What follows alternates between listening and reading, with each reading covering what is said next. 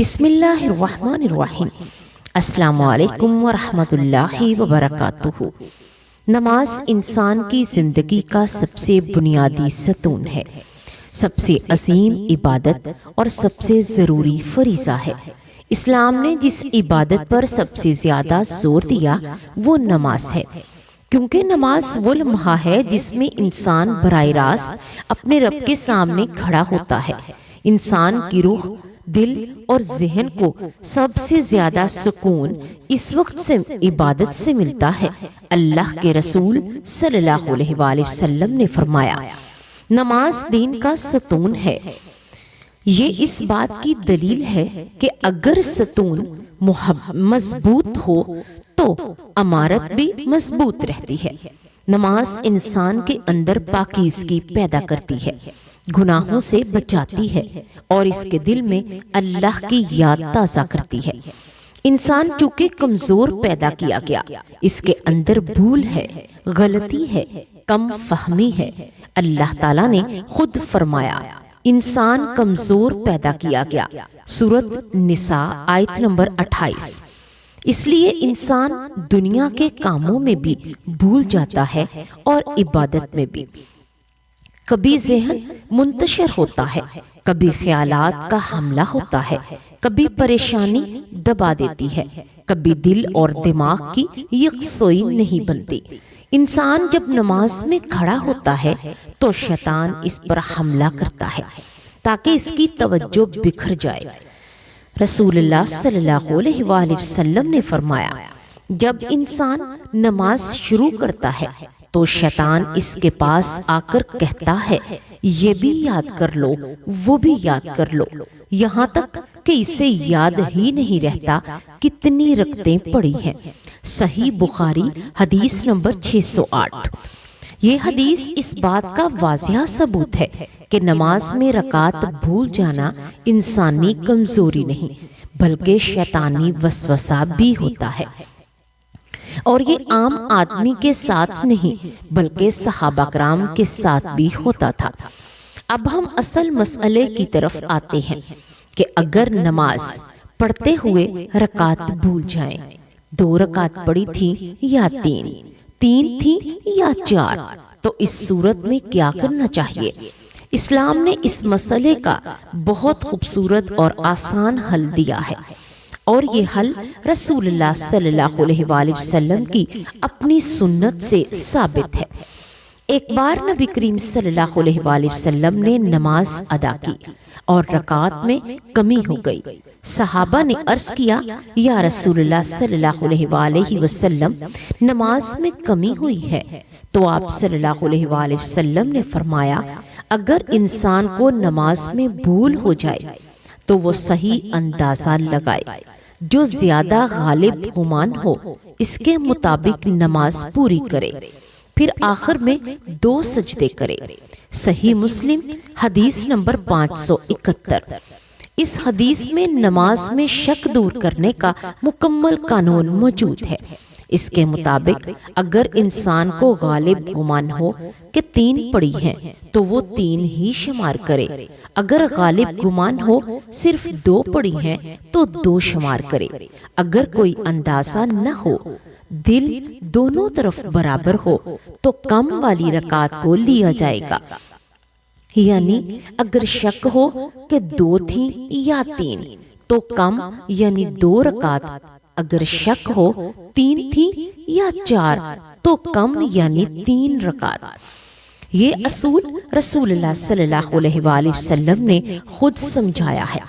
حضرت ابو سعید خدری رضی اللہ تعالی عنہ سے روایت ہے کہ رسول اللہ صلی اللہ علیہ وآلہ وسلم نے فرمایا، جب کسی کو نماز میں شک ہو کہ 3 رکعت پڑی یا 4 تو شک چھوڑ دے اور جو یقینی ہو اس سے لے لے، پھر سلام سے پہلے 2 سجدے کرے۔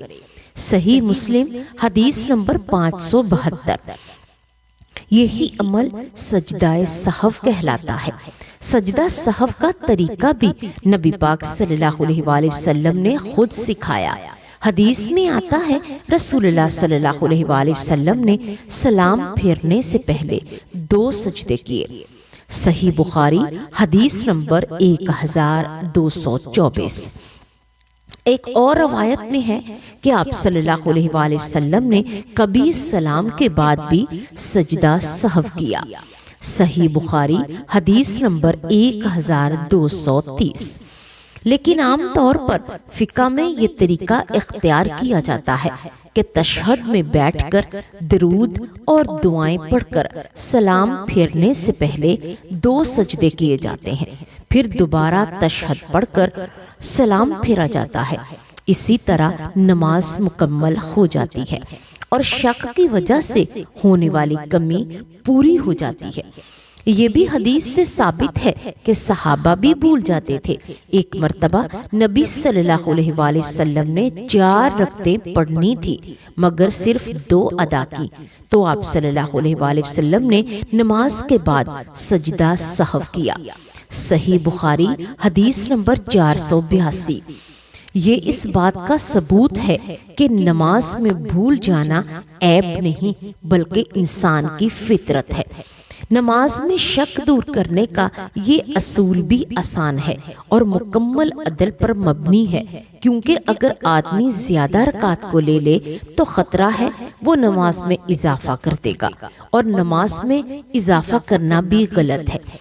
کم رکعات لینے سے نقصان نہیں ہوتا کیونکہ سجدہ سہو نماز کو مکمل کر دیتا ہے۔ نماز میں رکعات کا بھول جانا کبھی ذہنی مشغولیت، کبھی تھکاوٹ، کبھی فکر اور کبھی خیالات کی زیادتی کی وجہ سے ہوتا ہے۔ رسول اللہ صلی اللہ علیہ وآلہ وسلم نے فرمایا، شیطان نماز میں آ کر انسان کے دل کو کھینچتا ہے یہاں تک کہ اسے پتہ نہیں چلتا کہ اس نے کیا پڑھا۔ حدیث صحیح بخاری 3299۔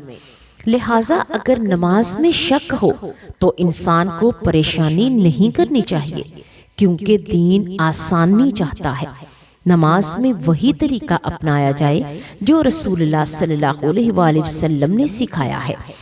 اگر غالب گمان ہو تو اسی کے مطابق نماز مکمل کرے، اگر کوئی گمان نہ ہو تو کم رکعات لے لے، آخر میں سجدہ سہو کر لے۔ یہی سنت طریقہ ہے، یہی طریقہ نماز کو کامل بناتا ہے، اور یہی عمل تمام فقہا کے نزدیک معتبر ہے۔ نماز میں خشوع بڑھانے کے لیے ضروری ہے کہ انسان نماز شروع کرتے وقت دل میں یہ نیت تازہ رکھے کہ وہ کس کی رکعت میں ہے۔ رکوع میں جائے تو دل میں خود کو یاد دلائے یہ کس رکعت کا رکوع ہے۔ اس عمل سے ذہن اور جسم کا رابطہ قائم رہتا ہے، لیکن اگر اس کے باوجود بھول جائے تو پریشانی نہیں، کیونکہ اللہ نے انسان کی فطرت کے مطابق دین بنایا ہے۔ نماز اللہ کے سامنے کھڑے ہونے کا سب سے عظیم لمحہ ہے۔ بھول ہو جائے، شک ہو جائے یا رکعات ذہن میں نہ رہیں، یہ سب انسان کی کمزوری ہے۔ اللہ تعالیٰ نیت دیکھتا ہے، کوشش دیکھتا ہے، سچائی دیکھتا ہے۔ نماز میں بھول پر وہ بندے کو پکڑتا نہیں، بلکہ اس کے لیے سجدہ سہو جیسا آسان حل رکھا ہے۔ اللہ تعالیٰ سے دعا ہے وہ ہماری نمازوں کو قبول فرمائے، ہمیں خشوع عطا فرمائے اور عبادت میں ہونے والی کمی کو معاف فرمائے، آمین۔ پیارے ناظرین، اگر آپ کو ہماری یہ معلوماتی اور ایمان افروز ویڈیو پسند آئی ہو تو آپ سے گزارش ہے کہ اسے لائک ضرور کیجیے گا اور اس نیک عمل کو صدقہ جاریہ سمجھ کر اپنے دوستوں اور عزیزوں تک ضرور پہنچائیے گا، کیونکہ رسول اللہ صلی اللہ علیہ وآلہ وسلم نے فرمایا، جو شخص کسی کو بھلائی کی طرف بلاتا ہے تو اسے ویسا ہی اجر ملتا ہے جیسا عمل کرنے والے کو ملتا ہے۔ ہو سکتا ہے آپ کی ایک شیئر کی ہوئی ویڈیو کسی کے دل کی دنیا بدل دے، کسی کو علم عطا کرے، کسی کی زندگی میں روشنی لے آئے، اور اس کا ثواب ہمیشہ ہمیشہ کے لیے آپ کے نامہ اعمال میں جمع ہوتا رہے۔ یاد رکھیے، اچھی بات کو پھیلانا خود ایک نیکی ہے، اور نیکی کے چراغ جلانے والے کبھی اندھیروں میں نہیں رہتے۔ لہٰذا ناظرین ہماری ویڈیو کو لائک کرنا نہ بھولیے گا، اور اگر آپ ہمارے پہلی بار ہمارے چینل پر آئے ہیں تو چینل کو ضرور سبسکرائب کیجئے تاکہ آنے والی مزید ایمان افروز اور معلوماتی ویڈیوز آپ تک سب سے پہلے پہنچ سکیں۔ ہم دل کی گہرائیوں سے دعا کرتے ہیں کہ اللہ تبارک و تعالی آپ سب کو دنیا آخرت کی کامیابیاں عطا فرمائے۔